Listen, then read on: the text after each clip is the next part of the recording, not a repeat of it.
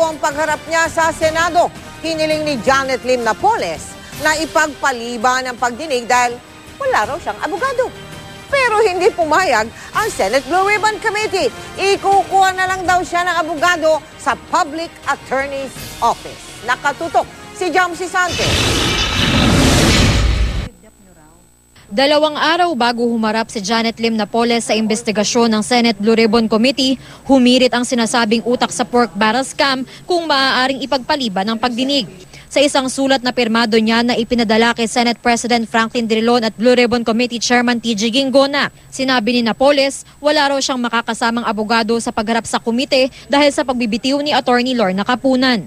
Sinisikap daw ni Napoles na makakuha agad ng makakapagbigay ng serbisyong legal para mapangalagaan ang kanyang mga karapatan.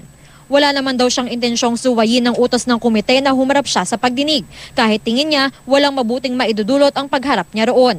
Pero sa isang pahayag, tinawag ni Senate Majority Leader Alan Peter Cayetano na lokohan at delaying tactic ang hiling ni Napoles. Meron naman daw resources at legal team si Napoles na matagal nang pinag-aaralan ang kanyang depensa.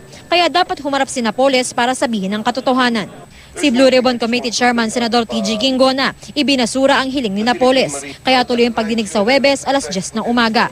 Sa isang pahayag, sinabi ni Ginggona para masigurong mapoprotektahan ang mga karapatan ni Napoles, nakipag-ugnayan ng komite sa Public Attorney's Office upang bigyan siya ng mga abogado.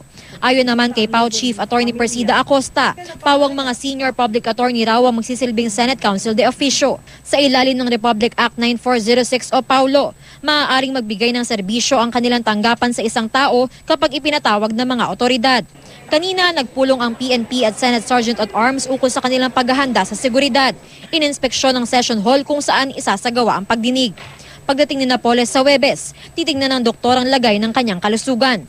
At kung anong ipapakain sa mga dadalo sa pagdinig, yun din ang ipapakain kay Napoles. Meron siyang dietary requirement siguro, and that will be the responsibility of her doctor. Sasabihin sa amin, ready ako on the hearing day.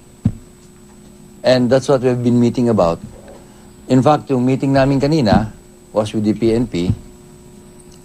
Final preparations with the PNP. Jamsi Sante, Nakatutok, 24 Oras.